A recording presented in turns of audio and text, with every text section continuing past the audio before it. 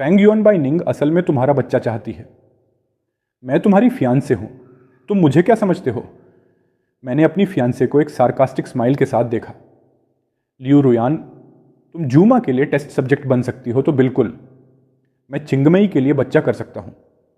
हमारी अभी शादी नहीं हुई है, इतने डबल स्टैंडर्ड मत बनो। उस शाम मैं अपनी चाइल्डहुड फ्रेंड बाइनिंग के साथ एक सी फूड रेस्टोरेंट गया। अनएक्सपेक्टेडली वहां मेरी मुलाकात अपनी फियांसे से हो गई। उसके पास उसका चाइल्डहुड मेल फ्रेंड बैठा था और मेरे पास मेरी चाइल्डहुड फीमेल फ्रेंड बैठी थी। हम दोनों ने पहले से अपने प्लान्स भी बता रखे थे। उसने कहा था कि उसे उस शाम एक बिग क्लाइंट को एंटरटेन करना है। मैंने कहा था कि मुझे एक बिग प्रोजेक्ट पर ओवरटाइम करना है। मेरी फियांसे लियू रुयान ने जैसे ही मुझे देखा, उसकी आंखें तुरंत घबरा गईं। वह अचानक खड़ी हो गई। हनी, तुम यहाँ क्यों हो? उसकी नज़र बार बार मेरे और बाइनिंग के बीच घूम रही थी। खासतौर पर जब उसने बाइनिंग को मेरा हाथ पकड़े हुए देखा तो उसका चेहरा तुरंत उतर गया। वह गुस्से से कांपते हुए तेजी से मेरे पास आई। फेंग युआन, ये कौन है? तुम दोनों साथ क्यों हो? मैंने उसे सार्कास्टिक नज़र से देखा। लियू रुयान, तुमने नहीं कहा था कि तुम्हें बिग क्लाइंट को एंटरटेन करना है? मैंने आईब्रो उठाई और उसके चाइल्डहुड फ्रेंड ही कियांग की तरफ इशारा किया। ही कियांग के होठों पर हल्की सी स्माइल थी और उसकी नज़र में मेरे लिए प्रोवोकेशन की झलक थी। क्या यही वह बिग क्लाइंट है जिसकी बात तुम कर रही थी? लियू रुयान की सांस अटक गई और उसके चेहरे का गुस्सा एकदम जम गया। उसने मुंह खोला। हनी, मुझे पता है तुम्हें ड्रिंक पसंद नहीं है, लेकिन आज उसका बर्थडे है। मैंने उससे साथ में मील करने का वादा किया था। मुझे डर था कि तुम गुस्सा हो जाओगे, इसीलिए मैंने ऐसा कहा। तुमने भी तो कहा था कि तुम्हें बिग प्रोजेक्ट पर ओवरटाइम करना है। उसने बाइनिंग की तरफ इशारा किया। फिर यह कौन है? बाइनिंग ने मेरा हाथ छोड़ दिया और ब्राइटली स्माइल की। हेलो सिस्टर इन लो, मेरा नाम बाइनिंग है। मैं बचपन से ब्रदर युआन के साथ बड़ी हुई हूँ। ब्रदर युआन हमेशा मुझे अपनी छोटी सिस्टर की तरह ट्रीट करते हैं। मैं अभी अभी अब्रॉड से वापस आई हूँ और कोइंसिडेंटली ब्रदर युआन का बिग प्रोजेक्ट भी खत्म हो गया, इसलिए मैंने उन्हें यहाँ का फूड ट्राई कराने के लिए जिद की। आपको बुरा तो नहीं लगा सिस्टर इन लो? इतना कहने के बाद उसने लियू रुयान को एक प्रोवोकेटिव लुक देना नहीं भूला। लियू रुयान तुरंत फट पड़ी। हम दोनों देर रात एक दूसरे को हग कर रहे थे। क्या तुम्हें लगता है मैं ब्लाइंड हूं? बाइनिंग चौंक गई। उसने मेरा हाथ और कसकर पकड़ लिया और उसकी आंखें तुरंत लाल हो गईं। ब्रदर युआन, यह सब मेरी गलती है। मुझे आपको बाहर खाने के लिए फोर्स नहीं करना चाहिए था। मुझे माफ़ कर दीजिए। मुझे पता है मैं वर्दी नहीं हूं। प्लीज़ मेरी वजह से फाइट मत करो, ओके? यह देखकर लियू रुयान का चेहरा गुस्से से हरा पड़ गया। वह बाइनिंग को घूर रही थी। लिटिल ग्रीन टी प्रिटेंडिंग करना बंद करो। बाइनिंग ने यह सुनकर मेरा हाथ और कसकर पकड़ लिया। उसका छोटा सा शरीर लगातार कांप रहा था और उसकी आंखों से आंसू गिरने वाले थे। बस बहुत हुआ। मैंने भौहें सिकोड़ते हुए लियू रुयान को घूर कर चिल्लाया। लियू रुयान, बाइनिंग तुम्हें पहले ही एक्सप्लेन कर चुकी है। मैं उसे सिर्फ अपनी सिस्टर की तरह ट्रीट करता हूं। हमारे बीच कुछ भी नहीं है। तुम आखिर कब तक इतनी अनरीजनेबल रहोगी? अगर हमारे बीच कुछ होता तो बहुत पहले हो चुका होता। फिर मैं इतने सालों तक तुम्हारे साथ क्यों रहता? सच में जिसका दिल गंदा होता है उसे हर चीज गंदी ही दिखाई देती है। लियू रुयान का चेहरा पहले सफेद पड़ा, फिर हरा हो गया। उसने मुझे डिसबिलीफ से देखा, जैसे उसे यकीन ही नहीं हो रहा था कि मैं उससे ऐसी बातें कह सकता हूं। फेंग युआन, तुम मुझ पर चिल्लाए?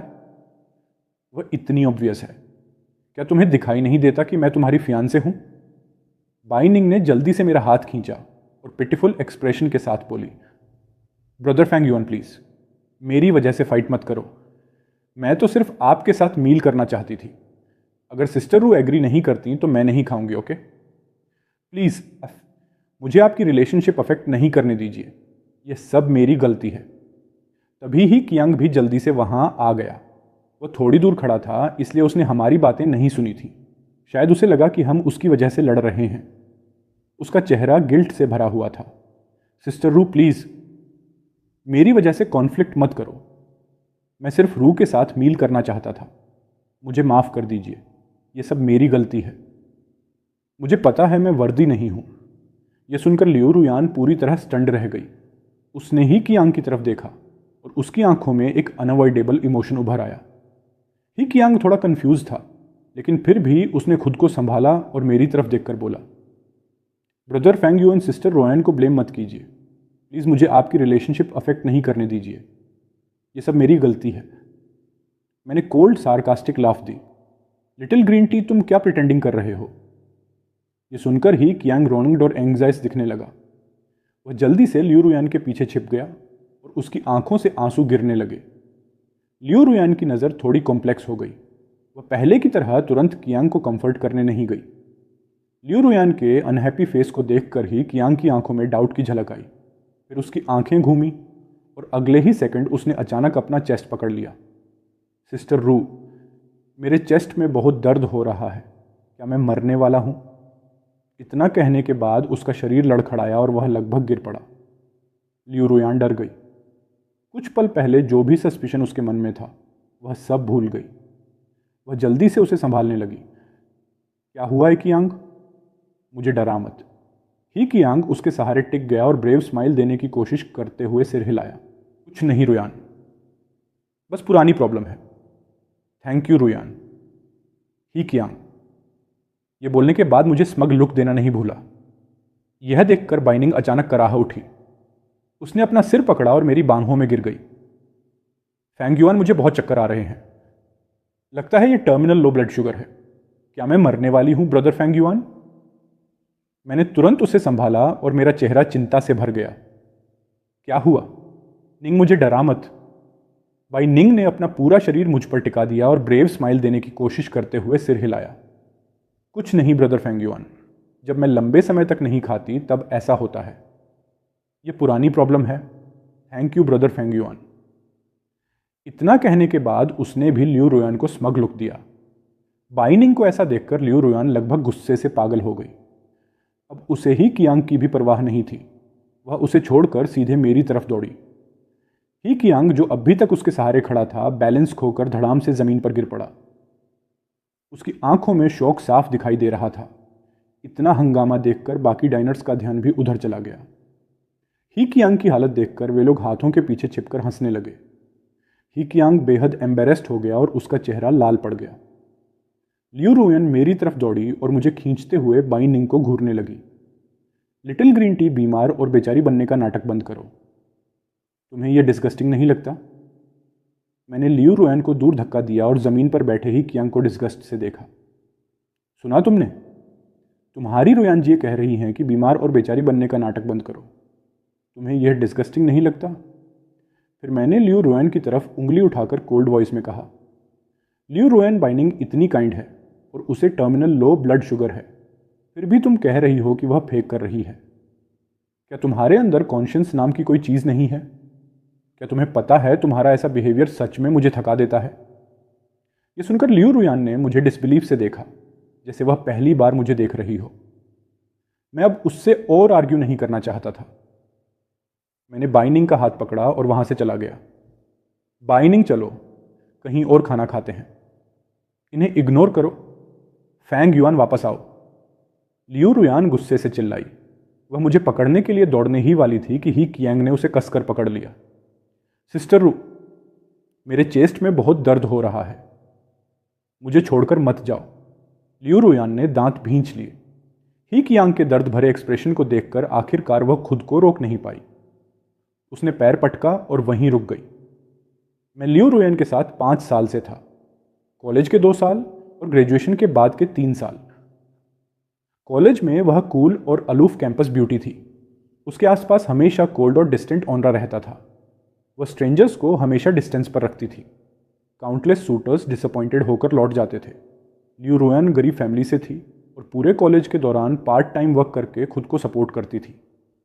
हालांकि मैं उसकी तरफ अट्रैक्टेड था। आखिर एक खूबसूरत लड़की को हर कोई दोबारा देखता है, लेकिन शुरुआत में मेरा उससे ज़्यादा इंटरेक्शन नहीं था। फिर जूनियर ईयर में मैं एक रेस्टोरेंट में खाना खाने गया जहां वह कैशियर का काम करती थी। वहीं मैंने देखा कि शिफ्ट मैनेजर उसे सेक्सुअली हैरास कर रहा था। लियू रुयान का सुंदर चेहरा गुस्से से लाल हो गया था। उसके होंठ कसकर बंद थे और वह आंसू गिरने नहीं देना चाहती थी। बिना एक सेकंड सोचे मैंने उस क्रीपी आदमी को पंच मार दिया। उस केओनेस के बीच मैंने उसका ठंडा कांपता हुआ हाथ पकड़ा और उसे उस डिस्गस्टिंग रेस्टोरेंट से बाहर ले आया। उस रात मैं उसे फेंगहुआंग माउंटेन ले गया। वहाँ उसने मुझे हैरासमेंट की कई ऐसी घटनाओं के बारे में बताया जो उसके साथ पहले भी हो चुकी थीं। उसने कई बार पुलिस में रिपोर्ट की थी और बार बार जॉब्स बदली थी। बस यह रेस्टोरेंट मैनेजर पहले के क्रीप्स से ज़्यादा बोल्ड और डिस्गस्टिंग था। बाद में मैंने उसे अपने कज़िन के यहाँ काम दिलवा दिया। मेरे कज़िन की देखरेख में उसके साथ फिर कभी ऐसा कुछ नहीं हुआ। वह मेरी बहुत ग्रेटफुल थी और उसने खुद मुझे मील के लिए इनवाइट किया। फिर धीरे धीरे हम नेचुरली साथ आ गए। हर हॉलिडे पर मैं उसे गिफ्ट देता था और वह भी मेरे लिए बहुत केयरफुली गिफ्ट तैयार करती थी। कभी वह स्कार्फ होता था जिसे उसने खुद निट किया होता था और उस पर उसका नाम एम्ब्रॉयडर्ड होता था। कभी वह rare out on of print book होती थी जिसे उसने सालों तक कलेक्ट किया होता था और जिसमें उसके हैंड रिटन थॉट्स और इंसाइट्स भरे होते थे। कभी वह उसके होम टाउन की प्री रेन टी लीव्स होती थीं जिन्हें उसके परिवार ने खुद रोस्ट किया होता था। वे चीज़ें एक्सपेंसिव नहीं थीं लेकिन उनमें बहुत थॉटफुलनेस होती थी। ग्रेजुएशन के बाद मैं चाहता था कि वह फैंग ग्रुप में काम करे, लेकिन उसने साफ मना कर दिया। आखिर में वह मेरे कज़िन की कंपनी में काम करने लगी। सालों की मेहनत से वह सेल्स मैनेजर की पोजीशन तक पहुंच गई। 6 महीने पहले मेरी मदर बीमार पड़ गई। उस समय मैं ओवरसीज़ एक प्रोजेक्ट नेगोशिएट कर रहा था। हालांकि मेरी मदर के पास केयर टेकर था, लेकिन लियू रुयान फिर भी वॉरिड थी। उसने बिना हेसिटेट किए अपनी वेकेशन जल्दी ले ली और पूरे 1 हफ्ते तक डे एंड नाइट हॉस्पिटल में रहकर मेरी मदर की केयर की, बिना एक भी कंप्लेंट के। शुरुआत में मेरी मदर लियू रोयान को ज़्यादा पसंद नहीं करती थी। उन्हें लगता था कि हमारी फैमिलीज़ अच्छी तरह मैच नहीं करती। उनका कहना था कि छोटे बैकग्राउंड से आने वाले लोग बड़े सिचुएशंस में पेटी हो जाते हैं और बड़ी चीज़ें हैंडल नहीं कर पाते। उन्हें हमेशा लगता था कि बिजनेस मैरिज मेरे लिए ज़्यादा बेनिफिशियल होगी। लेकिन इस इंसिडेंट के बाद मेरी मदर इस फ्यूचर डॉटर इन लॉ से बेहद सेटिस्फाइड हो गई। जैसे ही मैं वापस आया उन्होंने तुरंत वेडिंग डेट तय कर दी और चाहा कि साल खत्म होने से पहले हमारी शादी हो जाए। उन्होंने मुझे बार बार कहा कि लियू रुयान को कभी ग्रीवेंस महसूस मत होने देना। Liu Ruyan smart, independent, opinionated, gentle और वर्चुअस थी। नेचुरली मुझे कोई ऑब्जेक्शन नहीं था, लेकिन अनएक्सपेक्टेडली ही कियांग को देश लौटे सिर्फ 2 हफ्ते हुए थे और अचानक लियू रुयान बदल गई। पहले उसमें बाउंड्रीज की अच्छी समझ थी, लेकिन अब वह पूरी तरह उन्हें खो चुकी थी। जिस दिन ही कियांग वापस देश लौटा लियू रुयान ने कहा कि उसका चाइल्डहुड फ्रेंड वापस देश आ रहा है और वह उस शाम उसके लिए वेलकम डिनर रखने वाली है। मैंने ज़्यादा ध्यान नहीं दिया और बस इसे फ्रेंड्स की नॉर्मल गैदरिंग समझा। उस शाम मैंने उसकी बेस्ट फ्रेंड द्वारा मोमेंट्स पर पोस्ट की गई एक वीडियो देखी। वीडियो में रोयान एक प्रिटी बॉय के बगल में बैठी थी और दोनों बहुत क्लोज लग रहे थे। वे लगभग एक दूसरे से सटकर बैठे थे। जिसने मुझे और भी ज़्यादा सरप्राइज किया वह यह था कि लियू रोयान लगातार एक के बाद एक ड्रिंक कर रही थी। तुम्हें पता है, हमारे 5 साल के रिलेशनशिप में मैंने कभी लियू रोयान को अल्कोहल पीते नहीं देखा था। सेल्स में इतने साल काम करने के दौरान बिजनेस एंटरटेनमेंट में भी वह कभी नहीं पीती थी और हमेशा सॉफ्ट ड्रिंक्स इस्तेमाल करती थी।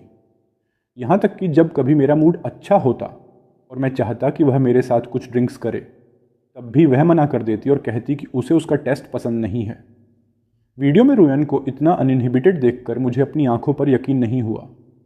मैं बिल्कुल शांत नहीं बैठ पाया। मैं तुरंत उस प्राइवेट रूम की तरफ ड्राइव करके गया। जब तक मैं पहुंचा, गैदरिंग लगभग खत्म हो चुकी थी। लियू रोयान का चेहरा लाल था और उसका शरीर हल्का सा लड़खड़ा रहा था। वह काफ़ी ड्रंक थी। वह प्रिटी बॉय उसे पकड़े हुए था और दोनों बहुत क्लोज लग रहे थे। दूर से देखने पर ऐसा लग रहा था जैसे वे हग कर रहे हों। मैं तुरंत फ्यूरियस हो गया। मैं आगे बढ़ा और उस प्रिटी बॉय को थप्पड़ मार दिया, फिर उसे किक मारकर ज़मीन पर गिरा दिया। अचानक हुए इस सीन से लियू रोयान चौंक गई और उसका नशा काफ़ी उतर गया। मुझे देखते ही उसके चेहरे पर साफ पैनिक दिखाई दिया। वह जल्दी से मेरे पास आई और मुझे पकड़ने लगी। हनी, तुम यहाँ कैसे? तुम लोगों को कैसे मार सकते हो? उसके चाइल्डहुड फ्रेंड्स और गर्लफ्रेंड्स मेरा गुस्सा देखकर डेड साइलेंस में चले गए। किसी की सांस लेने तक की हिम्मत नहीं हुई। वह प्रिटी बॉय मुझे रिजेंटफुल आइज से घूर रहा था, लेकिन वह अच्छा एक्टर था।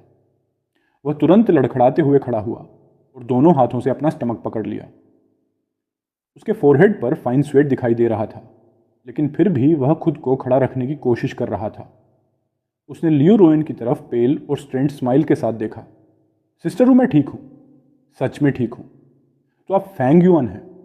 आपको जल्दी से इन्हें एक्सप्लेन करना चाहिए। मेरी वजह से फाइट मत कीजिए, मैं मायने नहीं रखता। इतना कहने के बाद वह जानबूझकर ऐसे लड़खड़ाया जैसे बेहोश होने वाला हो, लेकिन फिर उसने दांत भींचे और खुद को संभाल लिया। वह प्रिटी बॉय ऊपर देखता हुआ मेरी आंखों से मिला। तो आप फेंग युआन हैं, ये सब मेरी गलती है। सिस्टर रोयन ने बहुत ज़्यादा ड्रिंक कर ली थी, मैं बस उनकी हेल्प कर रहा था। सिस्टर रू और मैं बचपन से साथ बड़े हुए हैं, हम इनोसेंट हैं। प्लीज़ गलत मत समझिए। लियू रोयन ने मुझे कॉम्प्लेक्स एक्सप्रेशन से देखा। हनी, मैंने सच में बहुत ज़्यादा ड्रिंक कर ली थी और ही कियांग बस मेरी हेल्प कर रहा था। तुमने सच में गलत समझा है। मैं अब भी उसे सार्कास्टिक स्माइल के साथ देख रहा था। ओ सच में? यहाँ तुम्हारे इतने चाइल्डहुड फ्रेंड्स और गर्लफ्रेंड्स हैं, लेकिन उनमें से कोई तुम्हारी हेल्प नहीं कर सकता था। तुम्हें एक प्रिटी बॉय का सहारा लेना पड़ा। क्या तुम कहना चाहती हो कि मैं ब्लाइंड हूं? लियू रुयान का चेहरा सफ़ेद पड़ गया। वह काफ़ी देर तक हकलाती रही, लेकिन कुछ और नहीं बोल पाई। मैंने उससे और बहस नहीं की और मुड़कर जाने लगा। लियू रुयान पैनिक हो गई और तुरंत मेरे पीछे भागी। यहाँ तक कि जब ही कियांग ने बेहोश होने का नाटक किया, तब भी उसने सिर्फ एक बार पीछे मुड़कर देखा और फिर उसे इग्नोर कर दिया। अगले आधे महीने तक ही कियांग आधी रात में लियू रुयान को कॉल करता रहा। कभी कहता कि उसकी तबीयत ठीक नहीं है और वह चाहता है कि वह आकर उसे देखे। कभी कहता कि उसे ठंडर से डर लगता है और वह अकेले सो नहीं सकता। कभी कहता कि वह गिर गया है और चल नहीं पा रहा। लेकिन लियू रोयान हर बार फर्मली उसका फ़ोन काट देती और कभी उसके पास नहीं गई। फिर भी मैं महसूस कर सकता था कि वह जाना चाहती थी, वरना हर बार मना करने के बाद वह सीक्रेटली उसे कंफर्टिंग मैसेजेस नहीं भेजती। मैंने यह सब देखा और धीरे धीरे इसे एक्सेप्ट कर लिया। ऐसा नहीं है कि मुझे उससे शादी ही करनी है। वह सिर्फ मेरी फियांसे है, सच में मेरी वाइफ नहीं। जब तक मुझे कोई और नहीं मिलती, मैं उसके साथ रह सकता हूँ, लेकिन मैं यह वेडिंग बिल्कुल कंटिन्यू नहीं कर सकता। बाइनिंग के साथ डिनर के बाद मैं उसे उसके घर छोड़ने गया। जब मैं अपने घर वापस पहुंचा तब रात के 12 बज चुके थे। घर की लाइट्स बंद थीं, इसलिए मुझे लगा लियू रोयन वापस नहीं आई। लेकिन जैसे ही मैंने लाइट ऑन की, मैंने उसे सोफा पर लिस्टलेसली बैठे देखा। उसकी आंखें रोने की वजह से लाल थीं। मुझे देखते ही वह दौड़कर मेरी बाहों में आ गई। हनी, मुझे लगा आज रात तुम वापस नहीं आओगे। उसके होंठ कांप रहे थे और वह हल्का सा हकलाकर बोल रही थी, हनी मुझे पता है मुझसे गलती हुई। मुझे तुमसे झूठ नहीं बोलना चाहिए था। मैं ही कियांग को हॉस्पिटल ले गई थी और तुरंत वापस आ गई। मैं वहां 1 मिनट भी ज्यादा नहीं रुकी। मेरे और उसके बीच वैसा कुछ नहीं है जैसा तुम सोच रहे हो। ही कियांग और मैं चाइल्डहुड फ्रेंड्स हैं। बचपन से उसकी बॉडी वीक और सिकली रही है। उसकी मदर पूरे साल अब्रॉड काम करती है और वह अपनी ग्रैंडमदर के साथ रहता था। मुझे उस पर दया आती थी, इसलिए बचपन में मैं उसका ख्याल रखती थी। वह अभी अभी वापस देश लौटा है और कंट्री साइड भी वापस आया है। यहाँ उसका ख्याल रखने वाला कोई नहीं है। हनी, मैं सिर्फ तुमसे प्यार करती हूँ, हमेशा सिर्फ तुमसे। प्लीज़ अब गुस्सा मत हो, ओके? मेरा एक्सप्रेशन थोड़ा सॉफ्ट होता देखकर वह प्लीडिंग टोन में आगे बोली, हनी, एक वुमन होने के नाते मैं बता सकती हूँ कि बाइनिंग तुम्हें सही फीलिंग्स से नहीं देखती। उसका तुम्हारे करीब आना ज़रूर किसी अल्टीरियर मोटिव की वजह से है। क्या तुम्हें तुरंत इरिटेटेड हो गया? लियू रुयान, तुम्हें बाइनिंग की इंटेंशंस गलत दिखाई देती हैं, लेकिन तुम्हें ही कियांग की इंटेंशंस गलत नहीं दिखती। ये सुनते ही लियू रुयान का शरीर स्टिफ हो गया। उसने तुरंत मेरी बाहों से सिर उठाया और टीयरफुल आइज से कन्फ्यूजन और हर्ट के साथ मुझे देखने लगी। कियांग, वह लियू रुयान इंस्टिंक्टिवली उसका बचाव करना चाहती थी, लेकिन अब मुझे यह कन्वर्सेशन कंटिन्यू करने में कोई इंटरेस्ट नहीं था। मैंने उसे दूर किया और बाथरूम में चला गया। सच में जो इंसान सोने का नाटक कर रहा हो, उसे कभी जगाया नहीं जा सकता। उसके बाद मेरा और लियू रोयन का रिलेशनशिप सिर्फ फिजिकल रह गया, इमोशनल नहीं। पहले मैं उससे कनेक्टेड रहता था, अब मैं वही करता था जिससे मुझे खुशी मिले। हालांकि उसकी लुक्स वाकई अनडिनाइबल थी। एक्सक्विजिट फीचर्स और स्टनिंग फिगर। वह जहाँ भी जाती अटेंशन का सेंटर बन जाती। लियू रोयान सच में पहले से काफ़ी ज़्यादा वेल बिहेव्ड हो गई थी। वह हर दिन टाइम पर घर आती, अक्सर मेरे लिए छोटे गिफ्ट्स लाती और बहुत केयरफुली बात करती ताकि मैं अपसेट ना हो जाऊं। उस दिन मैं सुबह जल्दी घर से निकल रहा था। लियू रोयान कुछ देर हेजिटेट करती रही, फिर आखिर बोली, हनी ही कियांग देश लौटने के बाद से जॉब नहीं ढूंढ पा रहा है। उसके पेरेंट्स ने मुझसे कहा कि मैं उसकी मदद करूं। मैं उसे अपनी कंपनी में इंट्रोड्यूस करना चाहती हूं ताकि मैं उसका ख्याल रख सकूं। मैंने मुड़कर उसे कोल्डली देखा और मेरी आंखों में डिसअपॉइंटमेंट और गहरा हो गया। जो करना है करो, इतना कहकर मैं फ्राउन करते हुए चला गया। मेरा एक्सप्रेशन देखकर लियो रुयन तुरंत पैनिक हो गई। हनी, मैं अरेंज नहीं करूंगी, ओके? गुस्सा मत हो। उसी आफ्टरनून बाइनिंग ने मुझे कॉल किया। उसकी आवाज़ सॉफ्ट और वीक थी। उसने कहा कि उसने नाइटमेयर देखा है। मैं समझ सकता था कि उसकी मेंटल स्टेट ठीक नहीं थी। बाई फैमिली का घर हमारे पुराने घर के ठीक बगल में था, बस एक वॉल का फ़र्क था। जब मैं बाई रेजिडेंस पहुंचा तो नैनी ने डोर खोला। यंग मास्टर फैंग, आप आ गए। मैंने सिर हिलाया और सीधे अपस्टेयर्स चला गया। बाइनिंग के बेडरूम का डोर खुला था। मैं अंदर गया। उसका रूम बहुत गर्ली पिंक टोन में डेकोरेटेड था और वहाँ हल्की फ्रेग्रेंस फैली हुई थी। बेड पर पिंक स्टफ्ड एनिमल्स बिखरे पड़े थे और एक क्यूट वैनिटी टेबल भी था। मुझे देखते ही बाइनिंग खुद को संभाल कर बैठने लगी। ब्रदर फैंग युआन, आप आ गए। उसकी आवाज़ वीक थी और उसमें हैवी नेजल टोन थी। उसकी आंखें भी लाल थीं। ब्रदर फैंग युआन, मैं ठीक हूँ। मैंने बस मॉम और डैड का सपना देखा। मैं थोड़ी टायर्ड हूँ। इतना कहते हुए वह कुछ बार कफ करने लगी और उसके राउंड शोल्डर्स हल्के से कांप उठे। बाइनिंग पहले से ही बेहद ब्यूटीफुल थी, खासतौर पर उसकी स्ट्रेट ब्यूटीफुल लेग्स, जिन्हें इवन लियो रुयन भी मैच नहीं कर सकती थी। उस मोमेंट में वह और भी डेलिकेट लग रही थी और उसे देखकर सिंपैथी होती थी। मैंने प्यार से उसके छोटे सिर को स्ट्रोक किया और वह इंस्टिंक्टिवली मेरी पाम से लगकर रब करने लगी। ऑलराइट, इस आफ्टरनून मेरे पास कुछ काम नहीं है। मैं तुम्हें लियानहुआ टेम्पल प्रेयर करने ले चलता हूँ। मैंने उसके लिए जैकेट उठाई और उसे लेकर बाहर निकल गया। जैसे ही हम लियानहुआ टेम्पल के एंट्रेंस पर पहुंचे, हमारी मुलाकात लियो रुयन और ही कियांग से हो गई। बाइनिंग तुरंत वीक बनने का नाटक करते हुए मेरी बाहों में गिर गई।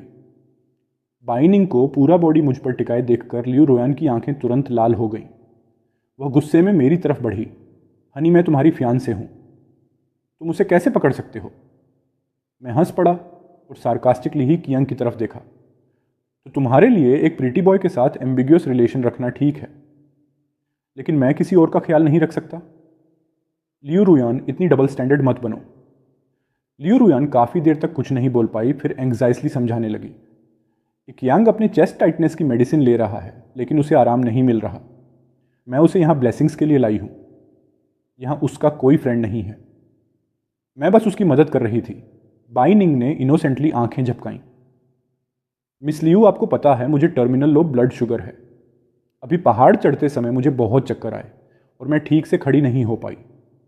मेरी फैमिली भी सब अब्रॉड है, इसलिए मैं सिर्फ ब्रदर फेंग युआन से हेल्प मांग सकती थी। देखिए, आपके पास खड़ा वह प्रिटी बॉय भी सिर्फ इसलिए खड़ा है क्योंकि आप उसे पकड़े हुए हैं। बाइनिंग ने एग्जैजरेशन के साथ मुंह खोला।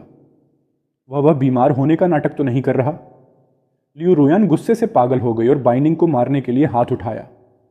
क्या बकवास कर रही हो? कौन मेरा प्रिटी बॉय? चुप हो जाओ। लेकिन लियो रुयन का हाथ नीचे नहीं आया क्योंकि मुझसे ज्यादा तेज कोई नहीं था। मैंने उसे सीधे चेहरे पर थप्पड़ मार दिया। उस थप्पड़ की तेज आवाज लियानहुआ टेम्पल के कोर्टयार्ड में बहुत कर्कश लग रही थी। बाकी टूरिस्ट्स भी हिल गए और कई लोग हमारी तरफ देखने लगे। लियो रुयन, क्या तुमने काफ़ी ट्रबल नहीं कर लिया? मेरे थप्पड़ से लियो रुयन का सिर एक तरफ मुड़ गया। वह उसी पोजीशन में जमी खड़ी रही जैसे स्टंड हो। बाइनिंग बहुत खुश लग रही थी। वह इंस्टिंक्टिवली और करीब मेरी बाहों में सिमट गई और प्लेफुल लुक से मेरी तरफ देखने लगी। ही कियांग जल्दी से दौड़कर आया और लियो रुयन को शील्ड करने लगा। फैंग युआन, आप सिस्टर रुयन को कैसे मार सकते हो? मुझे पता है यह सब मेरी गलती है। मैं ही आप दोनों के बीच मिसअंडरस्टैंडिंग की वजह हूँ। मुझे माफ़ कर दीजिए। मैं अब और ट्रबल नहीं करूँगा। मैं अब भी यहीं से चला जाऊँगा। लियो रुयन मुड़ी और रफली ही कियांग को खींचकर पीछे कर दिया। ही कियांग लड़खड़ाया और लगभग गिर पड़ा। उसके चेहरे पर शौक साफ दिख रहा था। लियो रुयन ने रेड आइज के साथ मुझे डिसबिलीफ में देखा। फैंग युआन, तुमने मुझे मारा। मैंने आईब्रो उठाई। तो क्या तुम इसकी हकदार नहीं थी? बाइनिंग इतनी काइंड है, फिर भी तुम उसे बार बार टारगेट क्यों करती हो? तुम मुझे डिसअपॉइंट करती हो। इतना कहकर मैंने लियो रुयन के रिएक्शन का इंतजार नहीं किया और बाइनिंग को अगरबत्ती चढ़ाने ले गया। लियानहुआ टेम्पल से नीचे आने के बाद मैं बाइनिंग को एक बिग मील खिलाने ले गया। रात के 2 बज चुके थे जब मैं उसे सुलाकर घर वापस आया। लियू रुयान पहले से सोई हुई थी। मैंने ज़्यादा नहीं सोचा। शावर लेने के बाद मैं बेड पर आकर लेट गया। अनएक्सपेक्टेडली लियू रुयान तुरंत मेरे पास आकर चिपक गई। हनी, आज रात घर आने के बाद मैंने काफ़ी सोचा।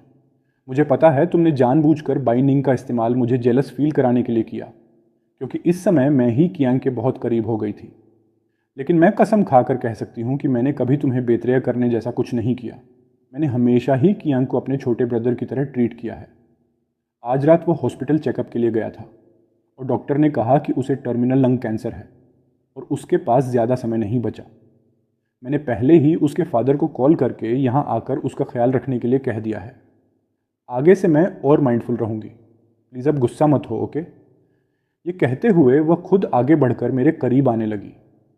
अगले 1 महीने तक बाइनिंग बाली आइलैंड गई हुई थी अपनी कज़न की वेडिंग अटेंड करने। उसी समय मैं एक बिग प्रोजेक्ट नेगोशिएट करने में बेहद बिजी था। एक प्राइवेट डिटेक्टिव लियू रुयन की हर मूव पर नज़र रख रहा था और उसने कोई भी आउट ऑन ऑफ लाइन काम नहीं किया। ये बस ही कियांग के पेरेंट्स कई बार लियू रुयन से मिले। मैंने ज़्यादा ध्यान नहीं दिया, बस मैंने नोटिस किया कि लियू रुयन दिन पर दिन ज़्यादा हैगार्ड दिखने लगी थी, जैसे हमेशा किसी भारी चिंता में डूबी हो। कई बार ऐसा लगा कि वह कुछ कहना चाहती है लेकिन फिर खुद को रोक लेती। जब उसने नहीं कहा तो मुझे भी पूछने की परवाह नहीं थी। उसे स्लीपिंग प्रॉब्लम होने लगी। वह पूरी रात बेड पर टॉसिंग एंड टर्निंग करती रहती। उसकी आंखें और ज़्यादा रेड और ब्लडशॉट हो गईं। 1 महीने बाद प्राइवेट डिटेक्टिव ने मुझे 2 वीडियोज़ भेजी। उनमें से एक वीडियो में ही कियांग के पेरेंट्स लियू रुयन के सामने घुटनों पर बैठे उससे प्लीड कर रहे थे। दोनों बुजुर्ग लोग अनकंट्रोलेबली रो रहे थे। वीडियो दूर से शूट हुई थी, इसलिए मैं सुन नहीं पाया कि वे क्या कह रहे थे। उस शाम डिनर के दौरान लियू रुयन ने पर्सनली मुझे राइस और सूप सर्व किया और धीरे से मेरे शोल्डर्स मसाज करने लगी। उसने कई बार अपना लिप बाइट किया, हेसिटेट करती रही और आखिरकार कॉशियसली बोली, हनी, वह कियांग सच में टर्मिनल लंग कैंसर से सफ़र कर रहा है। मैंने उसका डायग्नोस्टिक रिपोर्ट देखा है। तुम्हें पता है हम बचपन से साथ बड़े हुए हैं और वह अपने फैमिली का ओनली चाइल्ड है। आज उसके पेरेंट्स मेरे सामने घुटनों पर गिर पड़े। वे चाहते हैं कि मैं कियांग के लिए फैमिली लाइन कंटिन्यू करूं। मेरा एक्सप्रेशन कोल्ड होते देखकर वह तुरंत एक्सप्लेन करने लगी, हनी, वरी मत करो, मैं सिर्फ तुमसे प्यार करती हूं। यह बस सरोगेसी होगी। मैं कभी तुम्हें बेतरिया करने जैसा कुछ नहीं करूंगी। उसकी बातें सुनकर मेरा माइंड कुछ पल के लिए ब्लैंक हो गया। मुझे लगभग लगा कि शायद मेरे ईयर्स में कुछ प्रॉब्लम है। हालांकि मैं मेंटली खुद को प्रिपेयर कर चुका था, फिर भी उसे यह बातें कहते सुनना मेरी रियलिटी परसेप्शन को पूरी तरह तोड़ गया। थैंकफुली मैं पहले ही उसे गिव अप करने का फैसला कर चुका था। उसी मोमेंट मेरे दिल में उसके लिए बची हुई आखिरी अफेक्शन भी खत्म हो गई। अचानक मुझे बाइनिंग की वह जोकिंग बात याद आ गई जो उसने हमारी यूथ में कही थी, ब्रदर फेंग युआन, आजकल डिवोर्स रेट कितना हाई है। मुझे शादी करने से भी डर लगता है। मैंने डिसाइड कर लिया है कि मैं ना डेट करूंगी और ना शादी।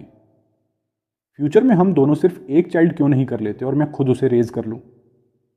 ये सोचकर मेरे लिप्स पर हल्की स्माइल आ गई। हनी, तुम्हें मेरी चाइल्डहुड फ्रेंड बाइनिंग याद है ना? वह नॉन मैरिटलिस्ट है। उसकी सिर्फ एक विश है कि उसका अपना बच्चा हो। वह दूसरे मेन पर ट्रस्ट नहीं करती। उसे डर है कि वे फ्यूचर में ट्रबल करेंगे। उन्हें मत पूछो, मुझे मत पूछो, वरी मत करो, हम डेफिनेटली सरोगेसी नहीं करेंगे। वह प्रेग्नेंट होते ही मैं वापस आ जाऊंगा। तुम मुझसे इतना प्यार करती हो तो तुम एग्री करोगी ना? लियू रुयन का चेहरा तुरंत पेल पड़ गया। उसकी आंखें डिसबिलीफ से भर गईं। जो हैंड्स मेरे शोल्डर्स मसाज कर रहे थे वे फ्रीज हो गए और उसकी फिंगर टिप्स कोल्ड और ट्रेम्बलिंग हो गईं। वो व्हाट डिड यू से? वह ब्लैंक एक्सप्रेशन के साथ मुझे घूरती रही जैसे उसकी पूरी वर्ल्ड व्यू टूट गई हो। बाइनिंग नॉन मैरिटलिस्ट तुमसे चाइल्ड चाहती है? यस। मैंने कन्फ्यूजन से उसे देखा, जैसे उसकी रिएक्शन मुझे समझ नहीं आ रही हो। बाइनिंग शादी नहीं करना चाहती, लेकिन वह अपना चाइल्ड चाहती है। उसे लगता है कि मेरे जीन्स अच्छे हैं, हम बचपन से साथ बड़े हुए हैं, मैं रिलायबल हूँ और बाद में उसे परेशान भी नहीं करूँगा।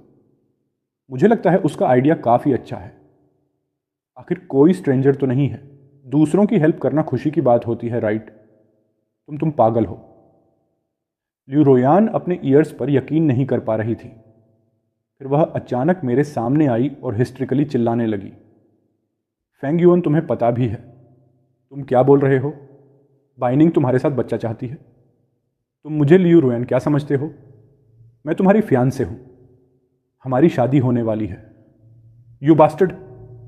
मैंने उसे सार्कास्टिकली देखा। लियू रोयान, मैं बस अपनी चाइल्डहुड फ्रेंड की हेल्प कर रहा हूं ताकि उसका बच्चा हो सके। तुम इतनी अपसेट क्यों हो रही हो? सुन लो, अगर तुम एग्री नहीं करती तो हमारे बीच सब खत्म। मेरे ब्रेकअप बोलते ही लियू रोयान पूरी तरह ब्रेक डाउन हो गई। वह पागलों की तरह अपने बाल खींचने लगी। Feng Yuen, you bastard, you jerk! तुम उस लिटिल ग्रीन टी के लिए मुझसे ब्रेकअप करना चाहते हो?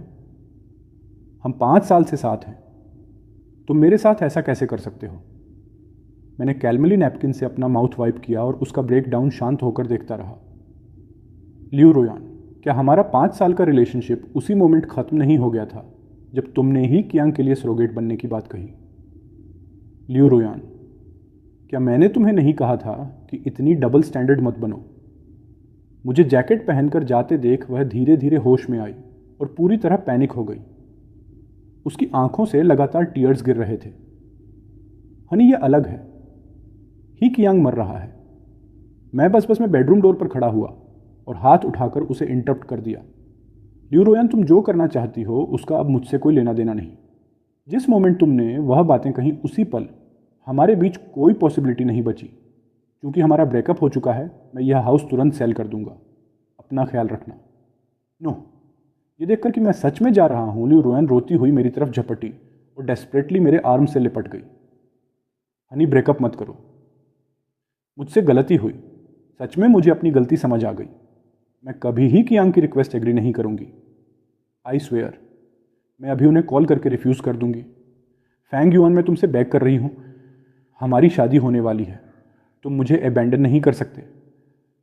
वह लगातार सिर हिलाते हुए मुझे देख रही थी। उसकी आईज फियर और प्लीडिंग से भरी थीं और टीयर्स नॉनस्टॉप गिर रहे थे। छोड़ो मुझे। मेरी आवाज़ में कोई इमोशन नहीं था। I want. Feng Yuen, please मुझे एक और चांस दो, बस आखिरी बार। मैं प्रॉमिस करती हूँ अब से तुम्हारी हर बात मानूंगी। मैं फिर कभी ही कियांग से नहीं मिलूंगी। हम दोनों अच्छी लाइफ जिएंगे। हनी, मैं तुम्हारा बच्चा करूंगी, सिर्फ तुम्हारा। मेरी पेशेंस पूरी तरह खत्म हो चुकी थी। मैंने उसे जोर से धक्का दिया। वह चीखते हुए फ्लोर पर गिर पड़ी। पेन इग्नोर करते हुए वह सिर्फ फियरफुल और डेस्परेट आइज से मुझे देखती रही। उसके फेस पर टीयर्स लगातार बह रहे थे और वह लगातार सिर हिला रही थी। लियू रोयान, कुछ बातें एक बार कह देने के बाद वापस नहीं ली जा सकती। जैसे वह चाइल्ड जो तुम ही कियांग की फैमिली के लिए चाहती थी। जैसे वह ब्रेकअप जिसकी बात मैंने अभी की। अब हमारे बीच कोई पॉसिबिलिटी नहीं बची। इतना कहकर मैं डिसाइसिवली मुड़ा और डोर जोर से बंद करके बाहर निकल गया। No, Feng Yuen, Feng Yuen, वापस आओ। कमरे के अंदर से उसकी डेस्परेट और हार्ट ब्रोकन क्राइज सुनाई दे रही थी। मैं बिना पीछे देखे सीधे फ्रंट डोर से बाहर निकल गया। अपनी कार में बैठते ही मैंने तुरंत अपने असिस्टेंट को कॉल किया और हाउस का सौदा जल्द से जल्द पूरा करने के लिए कहा। यह बड़ा डाउनटाउन अपार्टमेंट फेंग ग्रुप और मेरे कजिन की कंपनी दोनों के करीब था। मैंने यह खास तौर पर इसलिए खरीदा था ताकि लियू रोयान आसानी से आ जा सके। मैं ड्राइव करके फेंग फैमिली ओल्ड हाउस वापस आ गया। वहाँ काफ़ी आरामदायक माहौल था। बटलर अंकल फू मुझे इतनी रात में वापस देखकर हैरान हो गए। यंग मास्टर, आप वापस आ गए। मैंने सिर हिलाया। मैं कुछ समय यहीं रहूँगा और यहीं खाना खाऊंगा। प्लीज़ सारी व्यवस्था कर दीजिए। Understood young master. अगले कुछ दिनों तक लियू रोयान मुझे ढूंढते ढूंढते लगभग पागल हो गई। वह मेरी कंपनी तक आकर हंगामा करने लगी और सिक्योरिटी ने उसे सीधे बाहर निकाल दिया। वह फैंग फैमिली ओल्ड हाउस के गेट के अंदर तक नहीं आ पाई। उसने मुझे लगातार कॉल और मैसेज किए, इसलिए मैंने उसका नंबर डिलीट करके ब्लॉक कर दिया। मेरी मदर ओवरसीज़ वेकेशन पर थी। मैंने उन्हें कॉल किया और लियू रोयान के साथ वेडिंग कैंसिल करने के लिए कहा। मैंने बिना कुछ छुपाए सारी बातें बता दी। काफ़ी देर तक दूसरी तरफ सन्नाटा रहा। फिर मेरी मदर ने लंबी सांस ली और कुछ उदास आवाज़ में बोली, ऑल राइट, तुम जो भी डिसीजन लोगे मैं सपोर्ट करूंगी। अपार्टमेंट मार्केट वैल्यू से कम कीमत पर बिक गया। मेरे असिस्टेंट ने बताया कि लियू रोयान वहाँ से निकलने को तैयार नहीं थी, इसलिए बॉडीगार्ड्स को उसे ज़बरदस्ती बाहर ले जाना पड़ा। अगले शाम जब मैं घर पहुंचा तो डोर अंकल फू ने नहीं बल्कि बाई निंग ने खोला। मुझे देखते ही वह उछलकर मुझ पर चढ़ गई और अपनी लंबी टांगें मेरी कमर के चारों ओर लपेट ली। उसके अचानक इस हरकत से मैं चौंक गया। बाइनिंग, तुम कब वापस आई? और अंकल फू कहाँ हैं? Brother Feng yuan surprise. जैसे ही मेरी कजिन की वेडिंग खत्म हुई मैं तुरंत वापस आ गई। मैं तुम्हें सरप्राइज देना चाहती थी। उसने अपना चेहरा मेरी गर्दन में छुपा लिया और धीरे धीरे रगड़ने लगी। अंकल फू, माली के साथ पीछे वाले गार्डन में है, उन्हें परेशान मत करो। ब्रदर फेंग युआन, मैंने सुना तुमने लियू रोयान से ब्रेकअप कर लिया, क्या यह सच है? मेरा चेहरा गंभीर हो गया। मैंने उसे नीचे उतारा और अधीर होकर कहा, सच? तुम्हें पूछने की हिम्मत कैसे हुई? क्या यह तुम्हारा काम था कि ही कियंग के पेरेंट्स विदेश में अपनी जॉब्स खो दें और मजबूर होकर वापस लौट आई? बाइनिंग की आंखें तुरंत लाल हो गईं। वह बेहद दुखी और बेबस दिख रही थी और अपने होंठ जोर से दबा रही थी ताकि आंसू बाहर ना आए। ब्रदर फेंग युआन, मुझे पता है मुझसे गलती हुई, प्लीज़ अब मुझे मत डांटो। मैं बस नहीं चाहती थी कि तुम किसी और से शादी करो। मैं चाहती हूं कि तुम मुझसे शादी करो। उसे ऐसा देखकर मैं उसे सख्ती से डांट नहीं पाया। जब बाइनिंग बहुत छोटी थी तब उसके पेरेंट्स एक विमान दुर्घटना में मर गए थे। उसके ग्रैंडफादर विदेश में अपना बिजनेस बढ़ाने में इतने व्यस्त थे कि उनके पास उसका ख्याल रखने का समय नहीं था। बाइनिंग बचपन से लेकर हाई स्कूल तक मेरे घर में ही रही। उसके आसपास कोई परिवार नहीं था, इसलिए वह बहुत असुरक्षित महसूस करती थी। उसे अंधेरे से डर लगता था और गरजते बादलों से भी। वह अकेले सो नहीं पाती थी। कई बार आधी रात में वह पायजामा पहने नंगे पैर मेरे कमरे तक चली आती। वह मेरे बिस्तर के पास खड़ी रहती और बिना कुछ बोले अपनी बड़ी बड़ी आंखों से मुझे देखती रहती, जिनमें बेचैनी और असुरक्षा साफ दिखाई देती थी। सिर्फ तभी जब मैं अपनी बाहें उसके लिए खोलता, वह मुस्कुराती और मेरी बाहों में आकर लिपट जाती। लगभग उसका पूरा बचपन मेरे साथ ही बीता। हाई स्कूल ग्रेजुएशन के बाद ही उसके ग्रैंडफादर उसे विदेश पढ़ाई के लिए ले गए। मेरी मदर कभी भी खुश नहीं थी कि मैं लियू रुयान के साथ हूँ। वह चाहती थी कि मेरी बिजनेस मैरिज हो और उनकी असली पसंद दरअसल बाइनिंग थी। लेकिन उस समय मैं लियू रुयान को लेकर पूरी तरह गंभीर था और मैंने मना कर दिया। मैंने सुना था कि उसके बाद बाइनिंग विदेश में बहुत बुरी तरह बीमार पड़ गई थी। उसकी हालत काफ़ी गंभीर थी। उसका वज़न भी बहुत कम हो गया था। जब ही कियांग और बाइनिंग एक के बाद एक देश वापस लौटे तभी मुझे कुछ गड़बड़ महसूस हुई। जांच करने पर मुझे पता चला कि ही कियांग के पेरेंट्स बाई फैमिली की सब्सिडियरी कंपनी में काम करते थे। बाइनिंग ने मुझे गहरी सोच में डूबा देखकर सावधानी से मेरी स्लीव खींची। फेंग युआन, क्या तुम गुस्सा हो? मुझे पता है मुझसे गलती हुई। ये लड़की अच्छी तरह जानती है कि मैं नरमी के सामने हार जाता हूँ, ज़बरदस्ती के सामने नहीं। बचपन में जब भी वह ज़िद्दी बनती, चाहे कितनी भी बड़ी मुसीबत क्यों ना हो, मैं उसकी जगह डांट खा लेता था। उसने सच में मुझे अपनी उंगलियों पर नचा रखा था।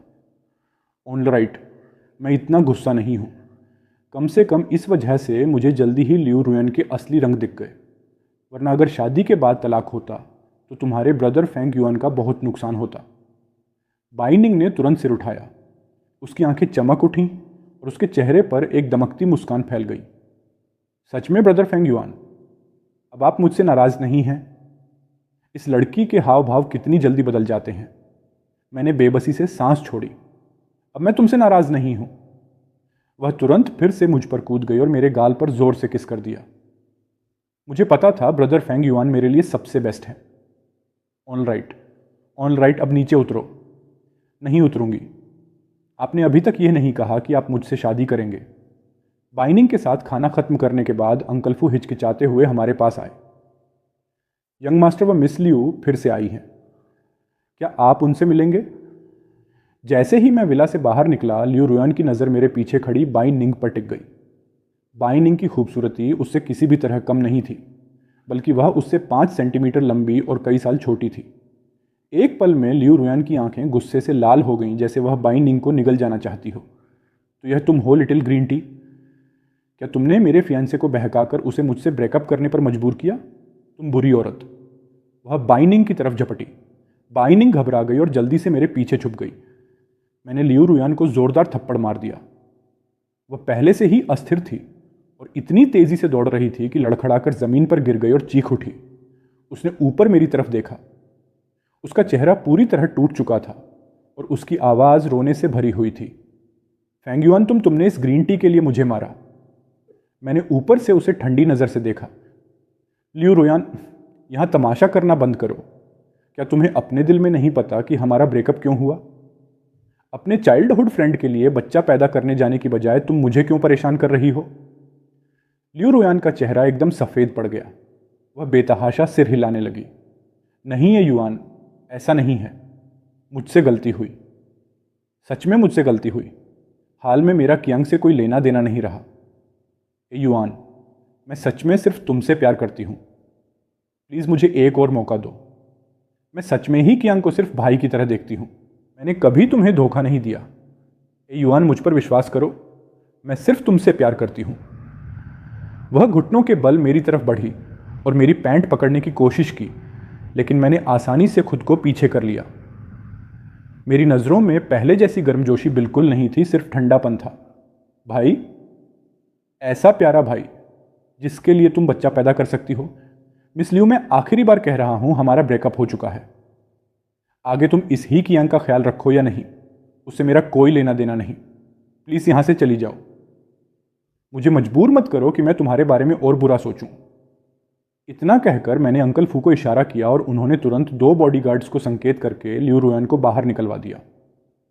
लियू रुयान बेतहाशा छूटने की कोशिश करती रही और रो रो कर गुहार लगाती रही, लेकिन उससे कुछ नहीं बदला। लियू रुयान ने विला के बाहर कई बार और तमाशे किए, लेकिन हर बार अंकल फू उसे बाहर निकलवा देते। फिर उसने मेरी कंपनी के नीचे मेरा इंतज़ार करना शुरू कर दिया। कभी कभी वह आधे दिन तक बेजान मूर्ति की तरह वहीं खड़ी रहती। बारिश होने पर भी वह नहीं जाती थी, बस वहीं बिना हिले डुले खड़ी रहती। कंपनी में तरह तरह की बातें फैलने लगीं और बहुत लोग उसे मेरी एक्स फियांसे के रूप में पहचानने लगे। मेरे कज़िन ने मुझे कॉल किया। युआन, मैंने सुना तुमने लियू रुयान से ब्रेकअप कर लिया। क्या यह सच है? मैं पहले उसे बहुत काबिल मानता था, लेकिन हाल में वह बिना छुट्टी लिए गायब रहने लगी है। काम भी ठीक से नहीं कर पा रही और कई बड़े क्लाइंट्स भी खो चुकी है। ऊपर से एक आदमी लगातार उसे परेशान कर रहा है। उसकी वजह से कंपनी का कामकाज भी प्रभावित होने लगा है। अगर तुम दोनों सच में अलग हो चुके हो तो मुझे कंपनी की पॉलिसी के हिसाब से कदम उठाना पड़ेगा। मैं ऑफिस चेयर पर पीछे टिक गया और बिना किसी भाव के बोला, ये सच है कजिन, जो करना है करो, मेरी वजह से चिंता मत करो। ऑलराइट, जब तुमने खुद कह दिया है तो अब मुझे समझ आ गया क्या करना है। ओके कजिन, जब फ्री हो तो मैं आपको मील ट्रीट दूंगा। श्योर। मैं फर्श से छत तक बनी बड़ी खिड़की के पास खड़ा नीचे अकेली खड़ी उस परछाई को देख रहा था। कुछ देर सोचने के बाद मैंने फैसला किया कि मुझे सब कुछ पूरी तरह खत्म करना होगा। अगर उसे ऐसे ही जारी रहने दिया तो आखिरकार मेरी छवि भी खराब होगी। मैं अपने बॉडीगार्ड्स के साथ नीचे गया और लियू रुयान के सामने जाकर रुक गया। वह बेहद थकी और टूटी हुई दिख रही थी। उसकी आंखों के नीचे काले घेरे थे और चेहरा बिल्कुल पीला और बेजान था। मुझे देखते ही उसकी बुझी हुई आंखों में अचानक चमक लौट आई। युआन, मुझे पता था तुम अब भी मुझे छोड़ नहीं पाए हो, है ना? मिस लियू, मैंने ठंडी आवाज में कहा। हमारे बीच जो था वह बहुत पहले खत्म हो चुका। तुम्हारा इस तरह मेरे पीछे पड़ना बेकार है। तुम जानती हो कि रिश्तों के मामले में मैं अपने फैसले कभी नहीं बदलता। वह धड़ाम से घुटनों पर गिर गई और उसकी आंखों से चुपचाप आंसू बहने लगे। नहीं है युआन, मैं तुम्हें परेशान नहीं कर रही, मैं बस तुमसे एक और मौका मांग रही हूं। वह बेतहाशा सिर हिलाने लगी और उसकी आवाज़ भर्रा गई। मुझे सच में अपनी गलती समझ आ गई है युआन। मुझे ही कियांग के लिए इतना भावुक नहीं होना चाहिए था। मुझे उसकी बेवकूफ़ी भरी मांग नहीं माननी चाहिए थी। लेकिन मैंने कभी तुम्हें धोखा नहीं दिया। मैं सिर्फ तुमसे प्यार करती हूँ। मैं बस उसकी मदद करना चाहती थी। मैंने उसे बिना किसी भाव के देखा। मिस लियू, मैं तुमसे मिलने इसलिए नहीं आया कि तुम्हारी यह बकवास सुनूं। मैं बस तुम्हें कुछ दिलचस्प दिखाना चाहता था। मैंने अपना फ़ोन निकाला, लियू रुयान को ब्लैकलिस्ट से हटाया और उसे एक और वीडियो भेज दी। देखो, जो प्राइवेट डिटेक्टिव मैंने रखा था वह सिर्फ तुम्हारी निगरानी नहीं कर रहा था, ही कियांग भी उसकी नज़र में था। लियू रुयान ने वीडियो खोली और उसकी आंखें हैरानी से फैल गईं। वीडियो में साफ साफ ही कियांग और उसके पेरेंट्स की पूरी साजिश दिखाई दे रही थी। हॉस्पिटल के एक सुनसान कोने में ही कियांग चेहरे पर घमंडी मुस्कान लिए बैठा था। डैड मॉम चिंता मत करो, ये मेडिकल रिकॉर्ड नकली है।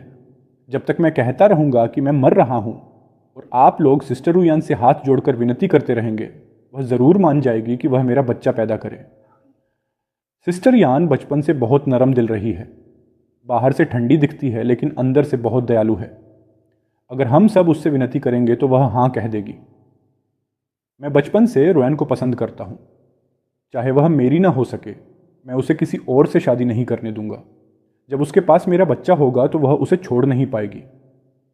तब वह पूरी जिंदगी मेरी होकर रह जाएगी। उसकी मदर की आंखें चमक उठी। बेटा, मुझे लगता है यह तरीका काम कर जाएगा।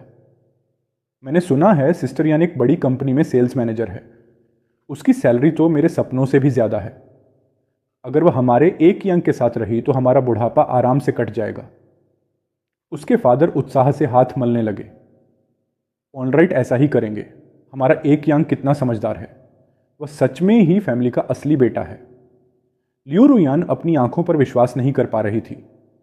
वीडियो में उनकी बेशर्म बातें और ही कियांग फैमिली के लालची चालाक और घमंडी चेहरे किसी तेज चाकू की तरह उसके दिल में चुभ रहे थे। लियू रुयान पूरी तरह टूट गई।